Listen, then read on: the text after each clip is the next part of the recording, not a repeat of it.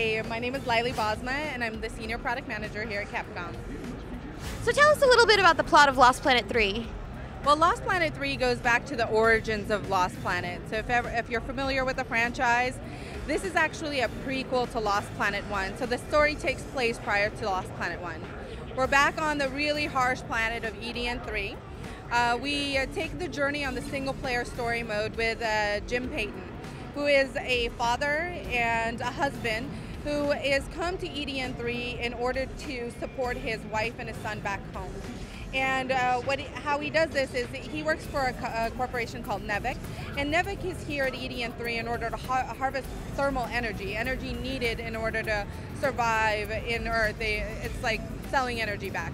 And what Jim finds out is that everything that he's been told about EDN 3 is not necessarily the truth, and what Nevik has been selling to him is not necessarily the truth as well. So we go through this single-player journey with him as he unfolds the story of what's going on in EDN 3. There's two different modes of gameplay in the story mode. One is when Jim is on foot, he's in third-person mode. So over the camera, he's got his basic weapons, grenades, shotguns. He's going to have to fight off the big giant acrid that are inhabiting this planet. And then the secondary way of playing is when he's inside his utility rig.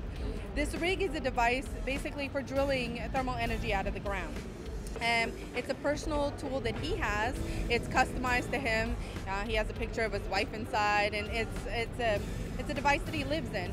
But in that mode, it's all first person. So he's playing from first person view. You have a driller in one hand, a grapple on the other hand. So it's a very different style of gameplay mechanic. And can you expand upon what's going on with the multiplayer mode? Sure. There's up to 10 players multiplayer mode. There's 4 different scenarios that you play as. It's 5-on-5, or some of them are 3-on-3.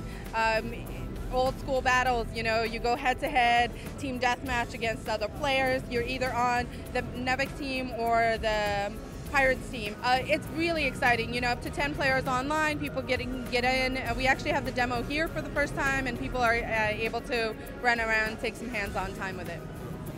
What kind of weaponry can we expect from the game?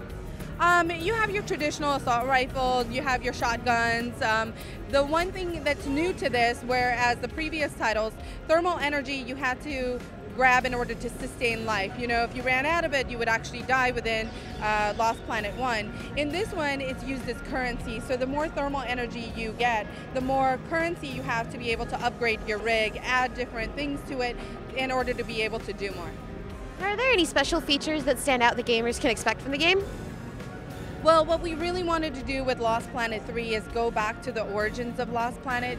You know, about survival is not enough. You're in this really harsh environment. You're dealing with acrid, but on top of that, you add the layer of human, humans not being trustworthy, and it's not just about the planet. So it's about unfolding this story and going through this journey with a regular guy. You know, Jim Payton is just a regular guy, your neighbor next door who really wants to provide for his family, and the only way he knows how to do this is to go to this harsh world, and he finds out all these things that are going on that he never expected.